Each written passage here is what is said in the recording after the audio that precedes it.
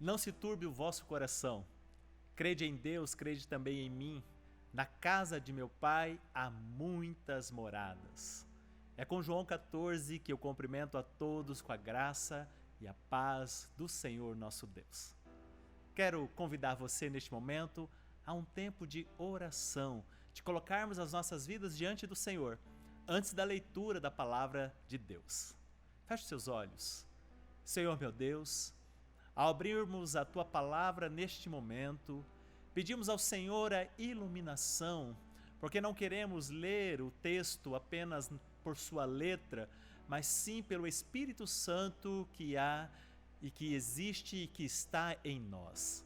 Senhor, nos inspire, Pai, a entender a Tua palavra, a olhar para ela como um alimento e nos alimentarmos, a olhar para ela como um banquete e nos fartarmos, Pai, para que possamos sair daqui alimentados, prontos para pregar, prontos para viver, prontos para apresentar o Cristo que ressuscitou dentre os mortos. Louvado seja o seu nome, em nome de Jesus. Amém. Quero convidar você agora a abrir a sua Bíblia e nós vamos ler juntos um texto da palavra do Senhor, texto escrito pelo apóstolo Paulo, que está em 1 Coríntios capítulo 9, do verso 16 até o verso 23. Vamos ler a palavra do Senhor. Se anuncio o evangelho, não tenho de que me gloriar, pois sobre mim pesa essa obrigação. Pois ai de mim, se não pregar o evangelho. Se faço de livre vontade, tenho um galardão. Mas se constrangido, é então a responsabilidade de despenseiro que me está confiada. Neste caso, qual é o meu galardão? É que, evangelizando, proponha de graça o evangelho para não me valer do direito que ele me dá. Porque sendo livre de todos, fiz-me escravos de todos, a fim de ganhar o maior número possível. Procedi para com os judeus como judeu, a fim de ganhar os judeus, para os que vivem sobre o regime da lei, como se eu mesmo assim vivesse, para ganhar os que vivem debaixo da lei, embora não esteja eu debaixo da lei. E o verso 21 diz assim: aos sem lei, como se eu mesmo fosse, não estando sem lei para com Deus, mas debaixo da lei de Cristo, para ganhar os que vivem fora do regime da lei. Fiz-me fraco para com os fracos, a fim de ganhar os fracos. Fiz-me de tudo para todos, com o fim de, por todos os modos, salvar alguns. E o verso 23 diz: tudo faço por causa do evangelho, com o fim de me tornar cooperador com ele. Pastor Russell Shedd, ele tem uma frase que me chama muita atenção. Ele diz o seguinte: sem o Espírito Santo não há poder nem milagres. Sem poder não há testemunho eficaz. Sem testemunho não há o avanço até os confins da terra. Sem tal avanço, Cristo não voltará para estabelecer o seu reino. Essa frase me chama muito a atenção porque eu tenho orado e pedido a Deus um avivamento, uma reforma, uma volta à prática verdadeira do Evangelho de Cristo. E à luz de Abacuque 3:2, nós vimos que diz: aviva, Senhor, a tua obra. Nós sabemos que o avivamento é algo que começa através de voltar à palavra de Deus, de voltar ao arrependimento, à mudança de vida, à contrição dos corações. Mas o avivamento verdadeiro, ele resulta numa vida de pregação, de propagação da palavra, do Evangelho de Cristo Jesus. Tem que resultar em conversão, tem que resultar em nova vida, tem que resultar em discipulado, em crescimento do povo de Deus, em estabelecer o reino de Deus, não só onde estamos, mas até os confins da terra. E é baseado nesse texto que nós lemos de 1 Coríntios 9, 16 a 23, que eu quero meditar com os queridos irmãos, aprender um pouco sobre uma vida de pregação. E que verdade nós podemos tirar a partir desse texto? A primeira verdade é que a pregação é um dever. devemos pregar a palavra de Deus. À primeira vista parece-nos muito pesado, parece você dizer é um dever pregar, alguns acham que é um peso sobre a sua vida. E eu refleti muito ao escrever esse texto, ao pensar dessa forma, porque não quero trazer um peso sobre a vida da igreja, mas trazer uma palavra de motivação, de ânimo, para que possamos nos levantar e pregar a palavra do Senhor. Só que nós não podemos deixar de destacar algumas coisas que está descrito na palavra do Senhor, como o dever de cumprir, de falar, de pregar o Evangelho, e isso está claro na Bíblia Sagrada. Tomo como base o verso 16 do texto que nós lemos. Há uma expressão que ele diz, obrigação. Há uma obrigação de pregar a palavra. O verso 17 diz, se faço de livre vontade, versos constrangidos. Não é algo que eu faço apenas de livre vontade, mas algo que o meu Senhor me mandou fazer. É algo que o meu Senhor determinou para que eu faça.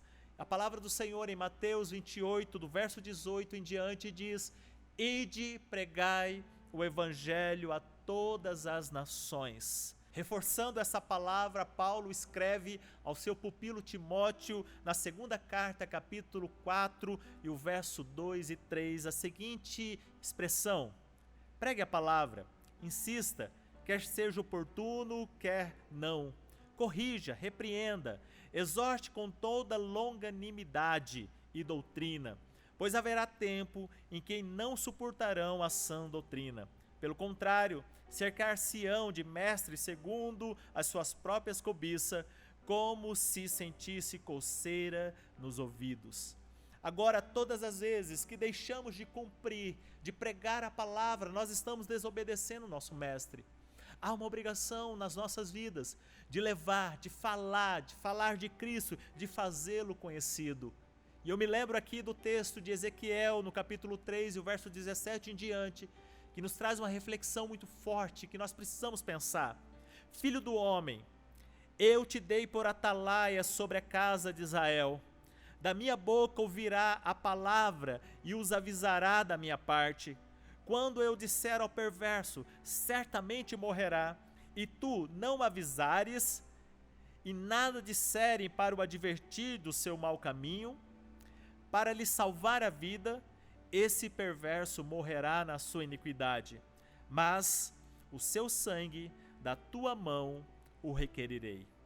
Paulo também nos alerta sobre o preço a ser pago de não pregar a palavra. Interessante que no texto que nós lemos ele diz, ai de mim se não pregar o evangelho. Ai de mim se não pregar o evangelho. A pergunta que eu faço a todos nós, onde está doendo? Onde está doendo em mim e em você? Quantas vezes eu e você ficamos com o coração apertado por não termos pregado a palavra numa oportunidade que Deus nos deu ou a qualquer tempo, como acabamos de ler? A minha oração nessa noite é que o grito de Paulo seja o meu grito e o seu grito também. O grito de um senhor, da senhora, do adolescente, do jovem, da criança, que nós possamos gritar bem alto, ai de mim, se não pregar a palavra. Que amanhã nos nossos trabalhos, na escola, onde Deus nos colocou, na nossa casa, no nosso lar, entre os familiares, nós possamos entender o nosso dever de pregar a palavra e falar do amor de Deus. Mas também há outra verdade nesse texto que eu quero destacar, que é o prazer da pregação da palavra. Nós vimos que nós temos um dever a cumprir, mas acima de tudo, a pregação do evangelho deve ser algo prazeroso para nós. Vimos no verso 18, Paulo dizendo, neste caso, qual é o meu galardão? Qual é a minha recompensa? Na tradução BLH diz, neste caso, qual é o pagamento que recebo? É a satisfação de anunciar o evangelho. Precisamos para isso estar apaixonados por Cristo e pelos perdidos. Há uma expressão que eu escuto muito, que as pessoas dizem assim, nós devemos amar os perdidos para pregar a palavra do Senhor para eles.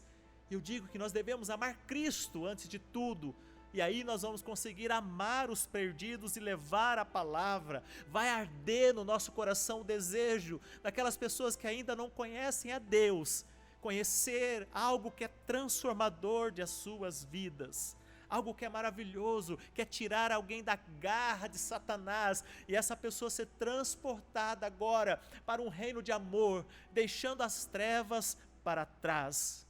O Evangelho de Lucas, no capítulo 15, o verso 7, diz assim: digo-vos que assim haverá maior júbilo no céu por um pecador que se arrepende do que por 99 justos que não necessitam de arrependimento. Da mesma forma, nós devemos ter prazer em pregar e ver alguém se convertendo e se rendendo ao Senhor. Semear num solo fértil deve ser algo prazeroso demais para todos nós. Quero contar para vocês uma história muito interessante. Uma certa criança, ela tinha apenas 16 dias e ela contraiu uma enfermidade e foi para o hospital. Ali no hospital, ela então contraiu uma outra infecção, tuberculose. Durante 2 anos e 4 meses, os pais levaram essa criança de hospitais a hospitais, de clínicas a clínicas, gastando tudo o que tinham. Eles viveram para cuidar dessa criança. Com 2 anos e 4 meses, o médico diz: não tem mais jeito, nós não conseguimos mais curá-la, então vá para casa para ela descansar. E neste momento a mão do Senhor agiu e houve uma cura, e essa cura foi milagrosa. A experiência desses pais os fizeram se render ao Senhor de todo o coração. Essa criança sou eu, minha família viveu essa experiência, foi uma alegria muito grande, mas muitas vezes nós olhamos para a alegria de um milagre como maior do que a alegria da salvação em Cristo Jesus. Por isso, queridos irmãos, nós precisamos pensar como estão as nossas vidas. Maravilhas e milagres, sinais são coisas maravilhosas, mas o principal é as pessoas se renderem ao Senhor. Por isso cabe uma oração como de Ezequiel 36, 26. Dai-me, Senhor, um novo coração. Dai-me, Senhor, um novo coração. E a resposta do Senhor é: eu darei a vocês um novo coração. Eu vou pôr em vocês um novo espírito. Eu tirarei de vocês o coração de pedra e colocarei um coração de carne. Nós precisamos deste coração que tem prazer em pregar a palavra, sabendo que é nossa obrigação, mas principalmente por pessoas que se rendem ao Senhor. Quando os discípulos saíram e foram pregar a palavra por ordem do Mestre Jesus, eles voltaram felizes e disseram: os demônios se submetem a nós através do seu nome.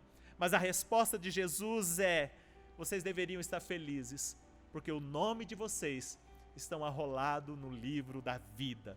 É o prazer de pregar e ver pessoas se rendendo ao senhorio de Jesus Cristo.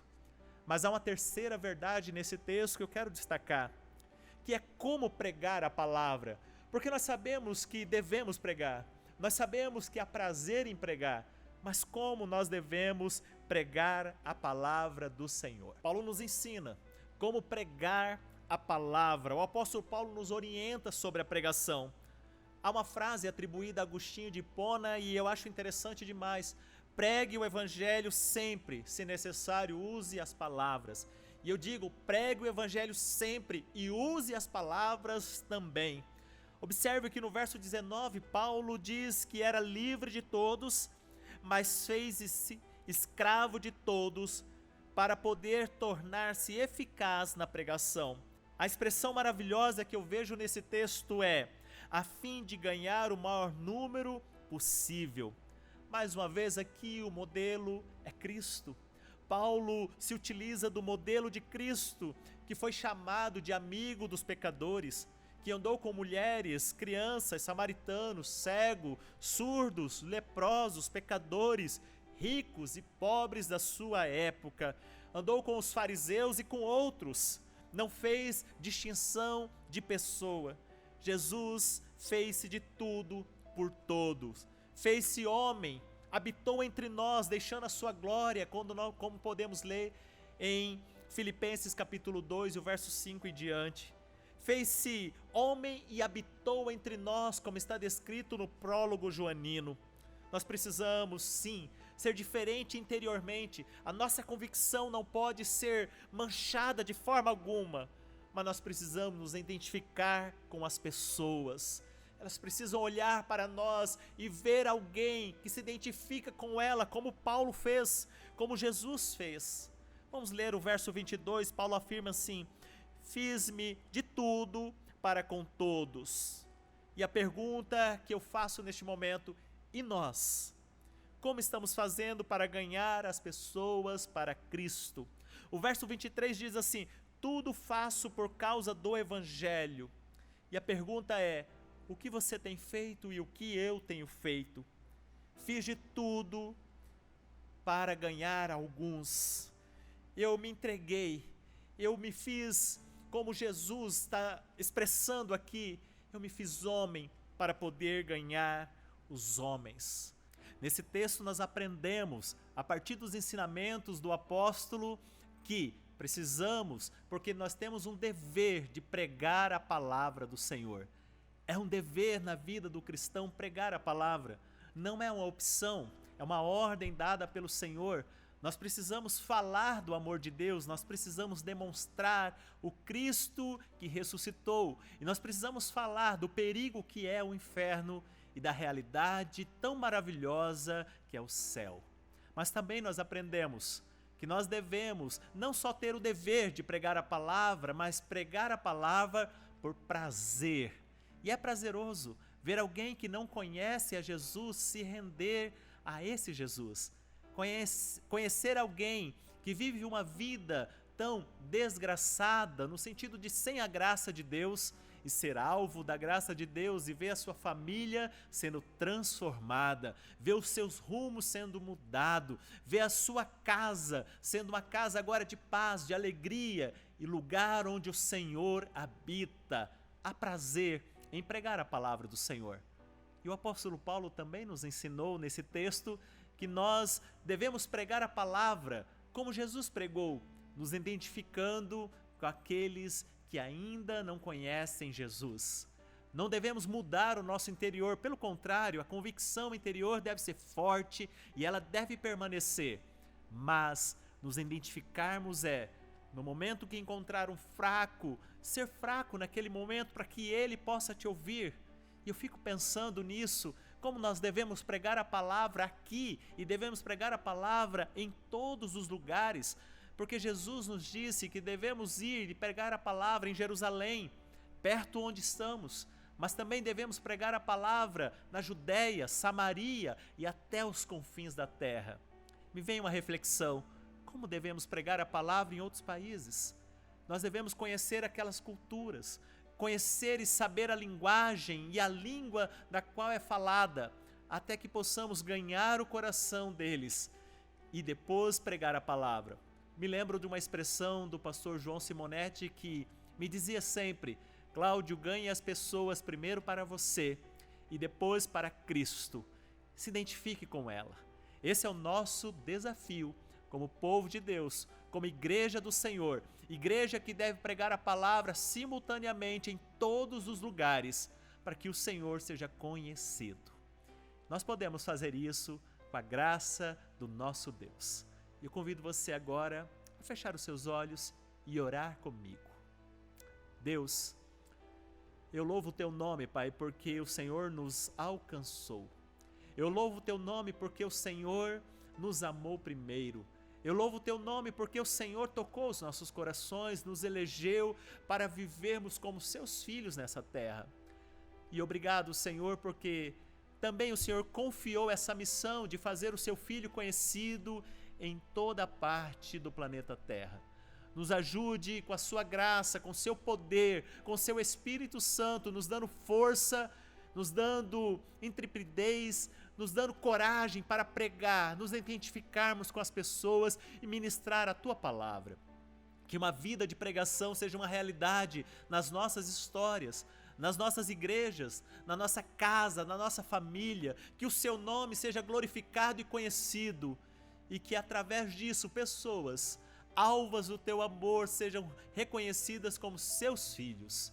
Eu oro assim, Pai, confiado na tua palavra, crendo que o seu nome é poderoso, em nome de Jesus. Amém.